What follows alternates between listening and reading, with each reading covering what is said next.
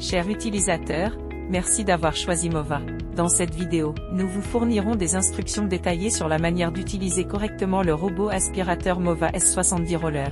Tout d'abord, ouvrons la boîte et retirons tous les accessoires.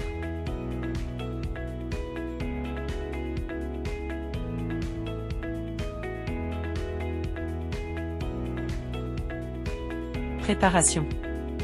Choisissez un espace dégagé avec un bon signal Wi-Fi pour installer la station de base. Assurez-vous qu'il n'y a aucun objet au sol dans un rayon de 1,5 m devant la station de base et de 0,5 m de chaque côté. Branchez le cordon d'alimentation. Un voyant fixe sur l'indicateur de la station de base indique que la connexion est réussie. Afin d'éviter tout dommage causé par l'eau à votre tapis ou à votre sol en bois massif, il est recommandé d'installer la station de base sur un sol en carrelage ou en maçonnerie. Installez la plaque d'extension de rampe de la station de base. Retirez la bande de protection de l'unité principale, le film protecteur des contacts de charge et les étiquettes du plateau de nettoyage de la station de base. Appuyez longuement sur le bouton d'alimentation du robot pendant 3 secondes pour le démarrer.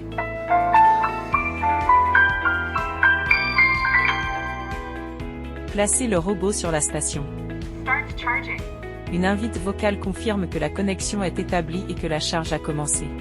Retirez le réservoir d'eau propre marqué d'une goutte bleue de la station de base et remplissez-le avec une quantité appropriée d'eau du robinet à température ambiante. Réinstallez le réservoir d'eau propre dans la station de base. 2. Connexion à l'application.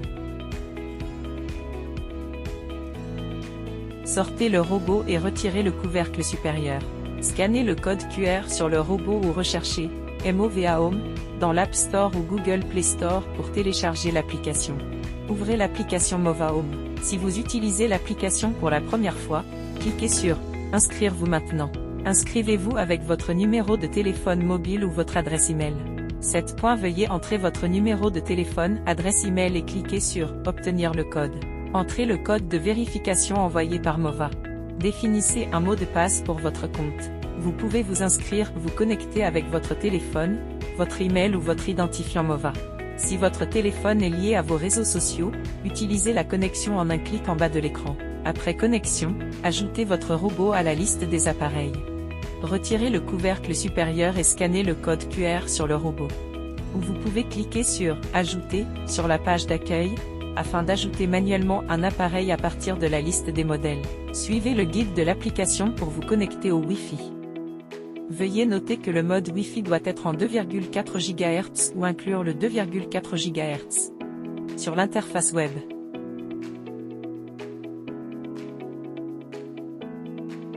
Dans l'interface de l'application. Vous pouvez également utiliser le Wi-Fi mixte 2,4 GHz, 5 GHz, qui inclut la bande 2,4 GHz. Pour les routeurs d'autres marques, veuillez vous reporter aux instructions du manuel d'utilisation ou de l'application pour configurer le Wi-Fi en 2,4 GHz ou en mode mixte 2,4 GHz, 5 GHz. Entrez le nom et le mot de passe de votre réseau Wi-Fi. Assurez-vous que l'unité principale est allumée, cochez la case et appuyez sur « Suivant ». Appuyez simultanément sur le bouton d'alimentation et le bouton dock pendant 3 secondes. Waiting for the network configuration. Lorsque vous entendez l'invite vocale, cochez la case et cliquez sur « Suivant ». Cliquez sur le bouton et connectez-vous au hotspot Mova Vacuum XXX dans la fenêtre contextuelle. Si vous ne pouvez pas vous connecter à l'étape précédente, ouvrez la liste Wi-Fi et recherchez manuellement le hotspot Mova Vacuum XXX. Connectez-vous, puis revenez à l'application en suivant les instructions vocales. Gardez votre téléphone et le robot proche du routeur pendant que vous attendez la confirmation de connexion. Un voyant Wi-Fi fixe sur l'unité principale indique que la connexion est réussie. Appuyez sur « Moi » en bas à droite, puis allez dans « Paramètres ». Accédez à propos de, et vérifiez si la version de l'application est à jour. Revenez au menu précédent et allez dans « Généralité ». Ici, vous pouvez modifier la langue et la région de l'application. 3. Première utilisation configuration de la carte. Revenez à la page d'accueil et appuyez sur « Entrée ». L'application téléchargera automatiquement le plugin correspondant à votre modèle d'appareil. Veuillez vous assurer que la dernière version du plugin a bien été téléchargée et installée. Une fois le téléchargement terminé, ouvrez le plugin. Plusieurs écrans de présentation des fonctionnalités apparaîtront automatiquement. Vous pouvez sélectionner des options selon vos besoins ou appuyer sur « Ignorer ». Appuyez sur l'icône en haut à droite pour accéder à « Paramètres ». Allez dans « Langue et volume » pour changer la langue et ajuster le volume. Avant d'effectuer la première cartographie, veuillez ranger la zone au sol, éliminer le désordre et déplacer tout objet facilement renversable ou fragile. Vous pouvez sélectionner « Démarrer la cartographie rapide » ou lancer un nettoyage complet pour créer une carte. En mode « Cartographie rapide », le robot scanne rapidement l'environnement de la maison afin de générer une carte. En mode « Nettoyage complet », le robot commence directement à nettoyer et construit une carte pendant le processus de nettoyage. Assurez-vous que le robot démarre et retourne à la station de base lors de sa première cartographie. Ne déplacez pas le robot ni la station de base pendant ce processus afin d'éviter les échecs de cartographie. Une fois la cartographie terminée, la carte reconnue par l'appareil sera automatiquement enregistrée. Vous pouvez ensuite modifier la carte. Dans l'édition de la carte, vous pouvez ajouter des zones spéciales telles que des meubles, des zones interdites, murs virtuels, des seuils, rampes et des tapis à la carte reconnue par l'appareil. Cliquez sur « Cloison » pour diviser, fusionner ou modifier les noms des pièces. Pendant l'édition, vous pouvez zoomer et déplacer la carte. Après avoir configuré les zones spéciales, n'oubliez pas de cliquer sur le coche caractère gras en bas à droite pour enregistrer. Revenez à la page de la carte. Si vous avez placé des meubles sur la carte, vous devez cliquer sur « Icône de meubles » dans « Affichage la carte » pour visualiser et modifier la disposition.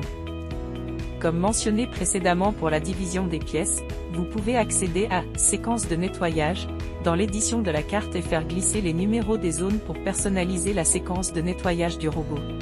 Si votre domicile comporte plusieurs étages, appuyez sur « Gestion des cartes multi-étages » pour ajouter des cartes pour chaque étage. Le robot peut créer jusqu'à 4 cartes. Chaque étage nécessite une carte distincte. Déplacez le robot à l'étage souhaité. Appuyez sur « Créer une nouvelle carte » et démarrer le nettoyage ou utiliser la cartographie rapide. Une fois la carte créée pour l'étage actuel, elle sera enregistrée dans « Gestion des cartes multi ». Vous pouvez y renommer, supprimer ou appliquer manuellement une carte à un étage spécifique. Après avoir créé avec succès une carte pour un étage spécifique, il est recommandé de définir « Méthode de changement de carte » sur « Identification intelligente ». Lorsque le nettoyage est nécessaire, déplacez simplement le robot à l'étage concerné. Il reconnaîtra automatiquement la carte correspondante et y basculera, puis reviendra au point de départ après avoir terminé le nettoyage. Si la serpillière doit être lavée pendant le nettoyage, ramenez manuellement le robot à la station. Replacez-le dans les 15 minutes pour reprendre le nettoyage. 4. Première utilisation paramètres de nettoyage. Revenez à l'écran d'accueil du robot et appuyez sur l'icône « Aspiration et lavage du sol » pour ajuster le mode de nettoyage. Puissance d'aspiration, humidité de la serpillière. Fréquence de lavage de serpillière. De la serpillière et l'itinéraire. Ces paramètres déterminent la manière dont le robot effectue le nettoyage. Appuyez pour entrer dans CleanGenius, ce qui activera le mode de nettoyage amélioré entièrement automatique. Dans ce mode, la tâche de nettoyage consommera plus d'eau et prendra plus de temps. Revenez à l'écran d'accueil du robot et appuyez sur « Station d'accueil » en bas. Vous pouvez y consulter l'état de chaque module dans les fonctions de la station. Accédez à la page « Paramètres de la station ».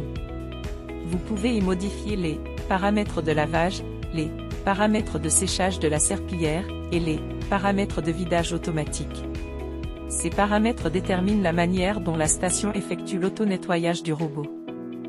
Revenez à l'interface principale de la carte et appuyez sur l'icône en haut à droite pour accéder à la page complète des paramètres de fonctionnalité du robot.